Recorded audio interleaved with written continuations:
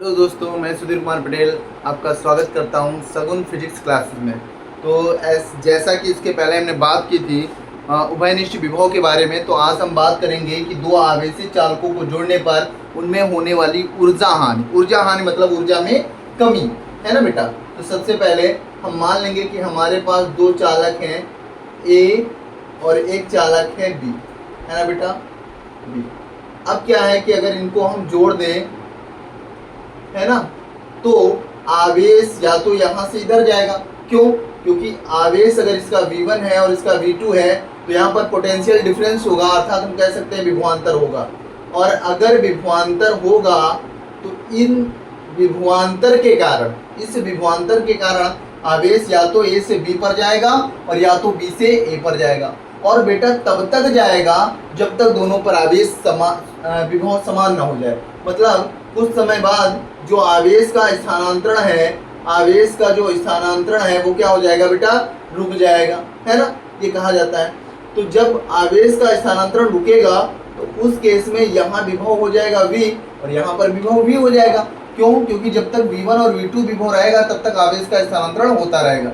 लेकिन जैसे दोनों पर विभव समान हुआ, यानी पोटेंशियल डिफरेंस क्या हो गया, 0। और जैसे पोटेंशियल डिफरेंस 0 हुआ तो यहाँ पर जो Q2 है या Q1 है, ये जो बचेगा, अब इसमें ना तो वृद्धि हो सकती है ना तो कमी हो सकती है। क्लियर है ना? कोई समस्या? तो चलिए बात करते हैं।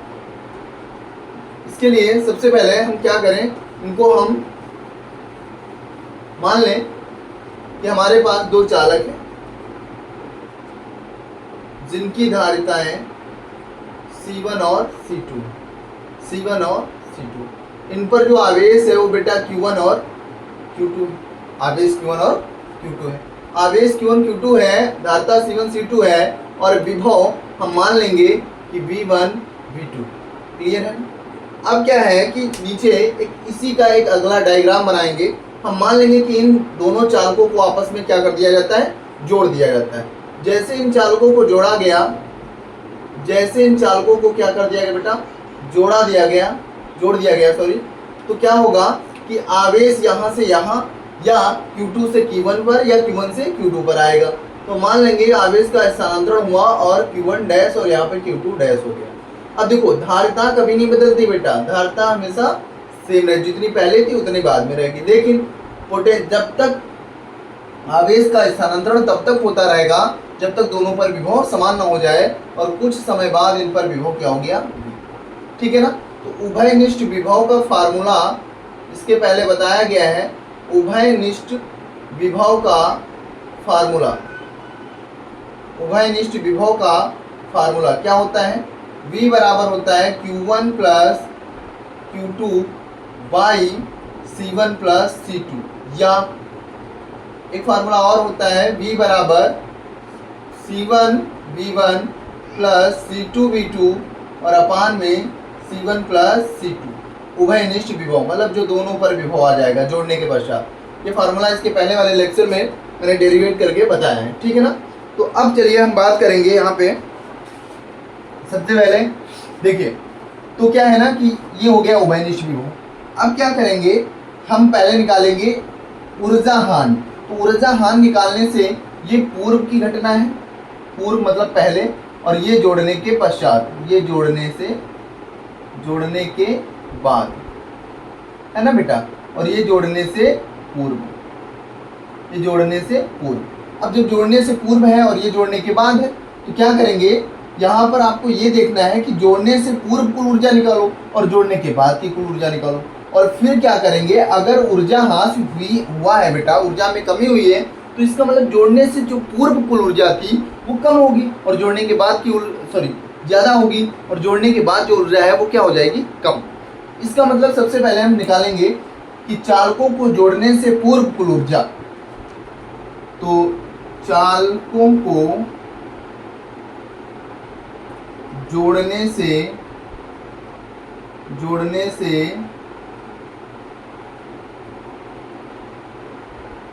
पूर्व कुल ऊर्जा, बेटा कुल ऊर्जा कैसे निकालेंगे, फार्मूला होता है कुल ऊर्जा ऊर्जा का फार्मूला यहाँ पे लिखे दे रहा हूँ। ऊर्जा का जो फार्मूला होता है वो U बराबर होता है 1/2 CV स्क्वायर। क्या होता है? 1/2 CV स्क्वायर। यहाँ पे इसकी देखेंगे 1/2 बेटा, यहाँ पर क्या है? C1 V1 square. और कुल ऊर्जा जोड़ने के बाद तो इसके पास भी तो ऊर्जा है, 1/2 C2 V2 स्क्वायर, है ना। जोड़ने के पूर्व इसकी कुल ऊर्जा निकालेंगे तो 1/2 क्या हो जाएगा? C1 V1 square, C1 V1 square, plus इसकी निकालेंगे तो 1/2 C2 V2 स्क्वायर। ये जोड़ने से पूर्व की कुल ऊर्जा आएगी बेटा। कौन सी? जोड़ने से पूर्व, मतलब जब इनको जोड़ा गया है उसके पूर्व। अब जोड़ने के बाद कुल ऊर्जा निकालेंगे। जोड़ने के बाद की कुल ऊर्जा जब निकालेंगे तो जोड़ने के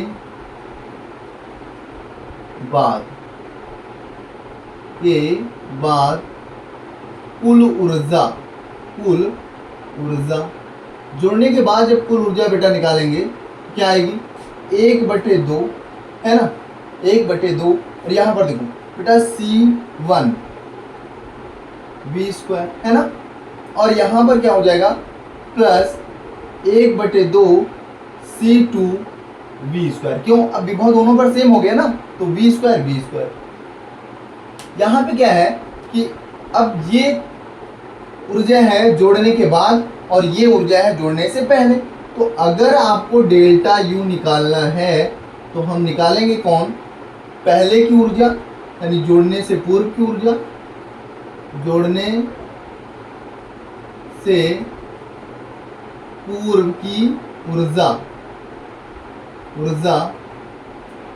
माइनस जोड़ने के बाद की ऊर्जा। जोड़ने के बाद की ऊर्जा, है ना। तो यहाँ पे डेल्टा U बराबर, अब जोड़ने के पूर्व की जो कुल ऊर्जा है वो क्या है? 1/2 C1 V1 square plus 1/2 C2 V2 square minus, अब जोड़ने के बाद की क्या है बेटा? 1/2 C1 V square plus 1/2 C2 V square. यहाँ तक समझ में आ गया होगा। अब क्या है कि 1/2 और V स्क्वायर कॉमन मिल रहा है तो कॉमन ले लो। डेल्टा U बराबर 1/2 C1 V1 square plus 1/2 C2 V2 square, ठीक है ना। अब देखो जब बेटा यहाँ पर कॉमन मिल रहा है तो कॉमन लेंगे 1/2 V स्क्वायर, कॉमन ले लिए तो बचेगा क्या? C1 प्लस C2, ठीक है ना। अब देखो 1/2 तीनों में, इसमें और इसमें होल कॉमन मिल रहा है ना, सब में कॉमन मिल रहा है, तो हम इसको भी बाहर कर लेंगे। तो डेल्टा U बराबर 1/2 कॉमन हो गया। बचेगा क्या बेटा? C1 V1 square plus C2 V2 square और माइनस V स्क्वायर, और ब्रैकेट में होगा C1 प्लस C2, है ना। अब क्या है? V बराबर बेटा यहाँ पे देखो क्या है? C1 V1 plus C2 V2 अपान C1 प्लस C2 का होल ऑफ स्क्वायर का स्क्वायर है ना, तो होल ऑफ स्क्वायर कर देंगे। तो डेल्टा U बराबर हो जाएगा 1/2 bracket C1 V1 square plus C2 V2 square plus, sorry minus, minus है तो माइनस लगेगा। V की जगह वैल्यू रखो, C1 V1 plus C2 V2 का whole of square by C1 plus C2 का होल ऑफ स्क्वायर, है ना। और फिर ब्रैकेट यहाँ पे है C1 प्लस C2। अब देखो इस C1 प्लस C2 जो है वो एक दूसरे से बेटा क्या हो जाएगा? कैंसिल हो जाएगा स्क्वायर से, तो बचेगा C1 प्लस C2, ठीक है ना। तो अब क्या करेंगे? डेल्टा U बराबर 1/2 ब्रैकेट, अब देखो यहाँ पर बेटा इसका एलसीएम लें तो C1 प्लस C2, ये तो एलसीएम होगा, इसका एलसीएम क्या होगा? C1 plus C2। जब C1 प्लस C2 इसका एलसीएम होगा तो यहाँ पे देखना पड़ेगा आपको, C1 का मल्टीप्लाई करेंगे तो C1 स्क्वायर हो जाएगा, C1 स्क्वायर V1 स्क्वायर पहले C से करेंगे सबको गुणा, plus C1 C2 V2 square, फिर इससे करेंगे तो plus C1 C2 V1 square, फिर इसका इसके साथ करेंगे तो plus C2 square V2 square, है ना। अब ये बेटा इसके नीचे एक लेकर इसका एलसीएम ले लेंगे। एलसीएम लेने के बाद पहले C1 से दोनों को गुणा करेंगे, फिर C2 से दोनों को गुणा करेंगे, फिर माइनस का साइन लगाएंगे और यहाँ पे क्या लिखेंगे, देखिए यहाँ पे लिखेंगे C1 V1 और प्लस में C1 V1 plus C2 V2 का होल ऑफ स्क्वायर और ब्रैकेट 1। तो यहाँ तक समझ में आ गया होगा, कोई समस्या? चलिए थोड़ा सा फ्रेम चेक कर लेते हैं कि एक स्टेप और हो सकता है बेटा। तो अब देखो इसको क्या करेंगे, यहाँ पर a square a plus B का होल ऑफ स्क्वायर, सॉरी यहाँ पे देखो a प्लस बी का होल ऑफ स्क्वायर खोल सकते हैं। तो हम क्या करेंगे, यहाँ पे लिख सकते हैं, चलिए देखते हैं, डेल्टा u बराबर 1/2 ब्रैकेट, ये वैसे रहेगा बेटा C1 V1 का whole of square plus C1 C2 V2 square plus C1 C2 V1 square और प्लस C2 V2 का होल ऑफ स्क्वायर। क्लियर है ना। अब देखो यहाँ पर माइनस है तो माइनस, तो ये हो जाएगा C1 V1 का whole of square, C1 V1 का whole of square plus C2 V2 का whole of square, C2 V2 का whole of square minus sorry plus 2 C1 C2 V1 V2 bracket बंद, और पूरे का बटे होगा क्या,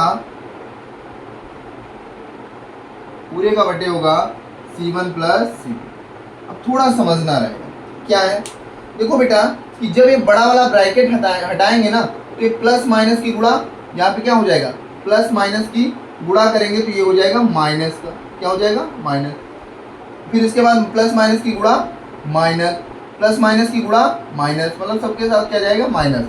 अब क्या है कि देखो ये माइनस का और ये प्लस का कैंसिल, ये प्लस का ये माइनस का कैंसिल, तो जो बचेगा उसको हम रख लेंगे, बचेगा क्या, C1 C2 का V2 का whole V2 square plus C1 C2 V1 का square minus 2 C1 C2 V1 V2 अपान C1 प्लस C2। क्लियर है, यहाँ तो कोई समस्या?